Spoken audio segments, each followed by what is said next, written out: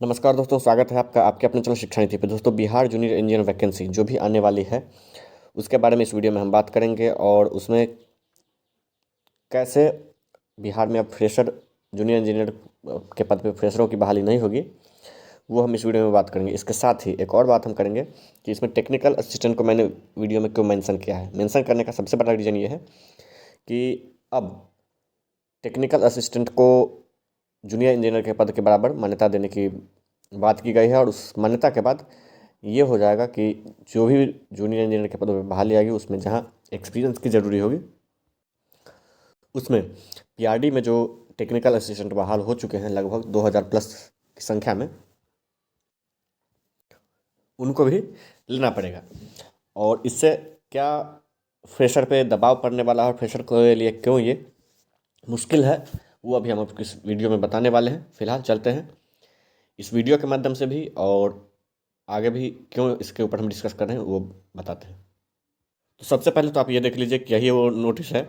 वैसे इसके ऊपर मैंने वीडियो भी बना दिया है और टेलीग्राम ग्रुप में डाल भी दिया है, वहाँ आप देख लेंगे। अब बात कर लेते हैं कि किस हिसाब से मैंने बोला है। सबसे पहले आपको आइए ले चलते हैं सरकारी रिजल्ट के वेबसाइट पर, जो 2018 में टेक्निकल असिस्टेंट की बहाली हुई थी और अब इसके भी 5 साल हो चुके हैं। तो दोस्तों, जैसा कि आप देख सकते हैं कि ये पंचायती राज विभाग बिहार की तरफ से ये वैकेंसी निकाली गई थी 2018 में, 28 अगस्त 2018 को आप लोग देख सकते हैं।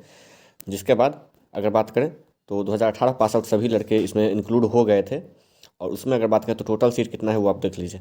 2096 आई टेक्निकल असिस्टेंट है और 2096 ही आई असिस्टेंट। तो हमारा जो मेन मोटिव है वो ये है 2096 टेक्निकल असिस्टेंट के। अब टेक्निकल असिस्टेंट में क्या क्या है वो सबसे पहले आप जान लीजिए।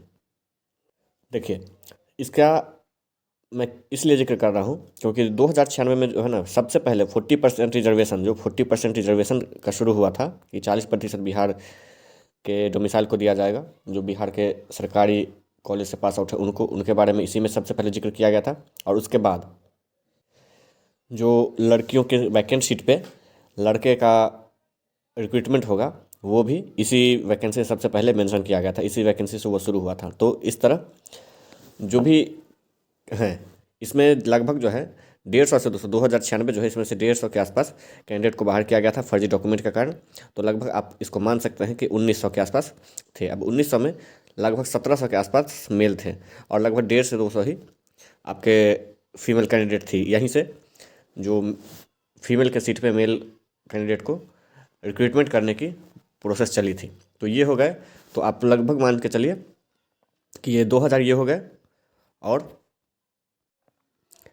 पहले से संविदा पे कार्यरत लगभग 3000 प्लस ऐसे कैंडिडेट हैं जो संविदा पे पहले से कार्य कर रहे हैं बिहार सरकार में। ये उन 8 डिपार्टमेंट की है जिन 8 डिपार्टमेंट की बहाली मैं आपको बोल रहा हूँ कि बीटीएससी वगैरह के द्वारा जूनियर इंजीनियर की आने वाली है।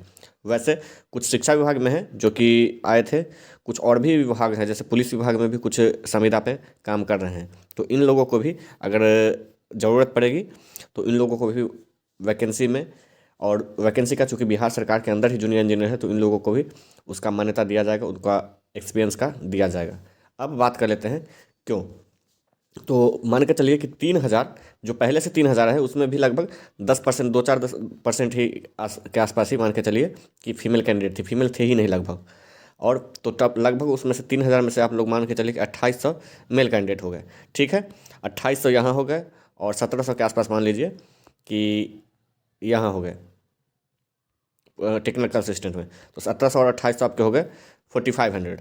अब इस 4500 की अगर हम बात करें तो 4500। अब जो बीटीएससी जेई के द्वारा वैकेंसी की बात चल रही है, जो आने वाली वैकेंसी की, उसमें अगर बात करें तो 7800 कुछ सीट हैं जिसमें कि 7000 के 6969 कुछ सीट जो हैं वो सिविल की है। टेक्निकल असिस्टेंट में ये सिविल की है, आप लोग याद रखेंगे। ये जो भी है ये सिविल की है। तो मान के चलिए कि 7000 सीट आपका सिविल का होगा। अब इन 7000 में से आप 35% आपको हटाना पड़ेगा महिलाओं के लिए, क्योंकि लगभग महिला तो है ही नहीं पहले से, लेकिन अब जो भी बहाली आएंगी उसमें महिला होंगी और उनका तो वैसे ही एक्सपीरियंस रहे या ना रहे, सिलेक्शन तो होगा ही होगा। तो उनको बस पासिंग मार्क्स चाहिए। ऐसे में क्या होगा कि 4500 जो आपका ये आ रहा है उसमें से 4500 जो मेल कैंडिडेट काम कर रहे हैं पीआरडी और बाकी संविदा पे मिला के इनको बिना किसी मेहनत के ही 25 मार्क्स मिल रहे हैं 100 में से, ये 100 में से मिल रहे हैं, आप लोग याद रखेंगे। और 25 मार्क्स मिलने के बाद 25 मार्क्स मिलने के बाद ये भी 100 नंबर का ही एग्ज़ाम देंगे। अब 100 नंबर में से इनको क्या करना है, कुछ भी लाएंगे, 35-30 भी लाएंगे तो इनका 68 हो जाएगा। अब 68 हो गया, अगर 35 लाएंगे तो 35 और 25 70 हो जाएगा। अब इनका 70 नंबर आ रहा है 100 में। 70 नंबर कट ऑफ का मतलब, अगर रिटन एग्जाम की बात करें तो 70 नंबर कट ऑफ का मतलब बहुत है। ये 100 में 35 लाएंगे और आपको 70 लाने के लिए 100 में 70 लाना पड़ेगा फ्रेशर के लिए। तो इस कारण आपका इनसे बहुत ज़्यादा टफ कंपटीशन होने वाला है। और टफ कंपटीशन होने के कारण क्या होगा आप जान लीजिए। सबसे पहले आप 7,000 में से 35% सीट हटा दीजिए। 7,000 में से 35% सीट जैसे ही आप हटाएंगे 2450 सीट हो जाएंगे। 7-21 और 3.5 2450 सीट हो जाएंगे। अब 7,000 में से 2450 जैसे सीट हटाएंगे तो आपका आ जाएगा 45-50। और टोटल लगभग टेक्निकल असिस्टेंट और पीआरडी मिला के 45-50 कैंडिडेट के आसपास काम कर ही रहे हैं। तो इन 4500 कैंडिडेट में ये 4500 कैंडिडेट सम्मिलित हो गए। अब 2450 ये महिलाओं की है, इसमें से मान के चलिए 1,500 प्लस महिलाएं आएंगी ही।